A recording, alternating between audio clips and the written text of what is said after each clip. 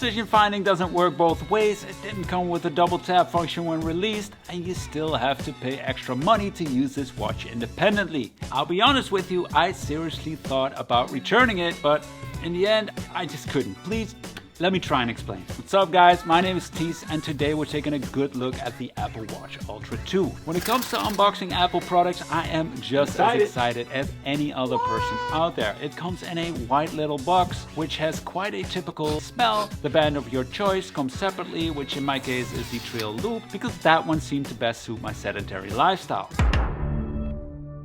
I guess something's gotta give because the trail band feels really cheap compared to the quality of the watch. It's just a piece of Velcro really, but it does its job, fits perfectly, and it's carbon free. Then the watch itself, I have to admit, I love the design. My wrist size is 190 millimeters, and I was afraid it was going to be a bit too big and bulky as I'm coming from the very first generation Apple Watch.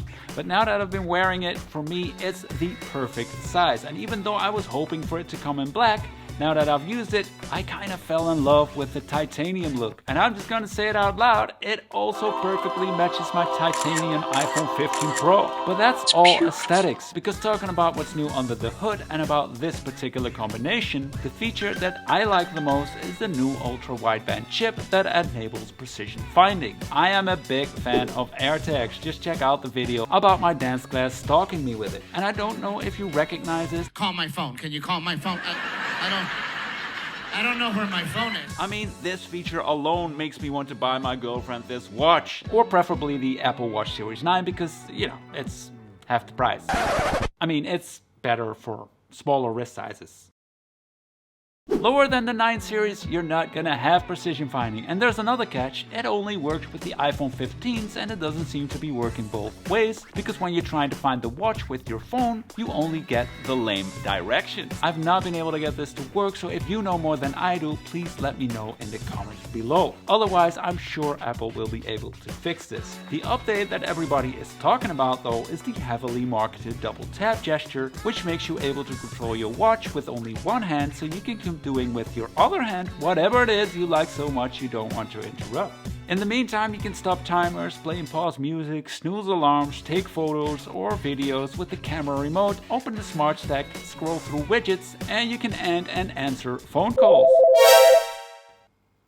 Or not. All this without having to touch the display. I can already say it works impressively accurate. It is still pretty limited, but you can just feel there's a lot of potential there. The display, by the way, has a brightness of 3000 nits, which is brighter than any other Apple device out there and will help keep your screen readable in even brighter sunlight. It also makes the torch function even better now. I use it during my daily evening walks so people can see me coming in the dark.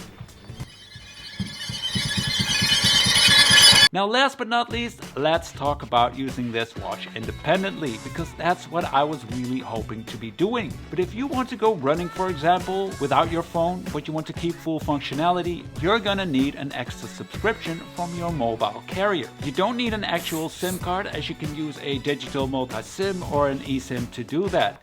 But what bothers me in my case is an extra $5 a month, only to be able to use my phone's cellular number on my watch. I've read that in the US it's even $10 a month, but that often comes with extra data. Either way, it feels like a big scam to me. Am I the only one here, guys? Because with everything that's technically possible these days, we can't let our watch take over our phone cellular plan when they disconnect? Come on. If you know more than I do, please share it with us. Anyway, I already mentioned this watch is twice the price of the 9 series, yet at Amazon it always seems to be $20 cheaper. Check out the affiliate links in the description if you're interested in buying one. It is quite a lot of money, but I do think you're not going to regret it. Look, I am still very much disappointed in Apple's marketing strategy and even more in the obligatory extra subscription by my mobile carrier for independent use, but I just love using this watch and I love its design. It just oozes quality. So would you pay $800 for this watch? Please let me know in the comments below. Don't forget to subscribe so I can post videos more frequently. And if you've already used this watch longer than I have, please share your knowledge in the comments. Thank you for watching and I hope to see you at the next one. Take care.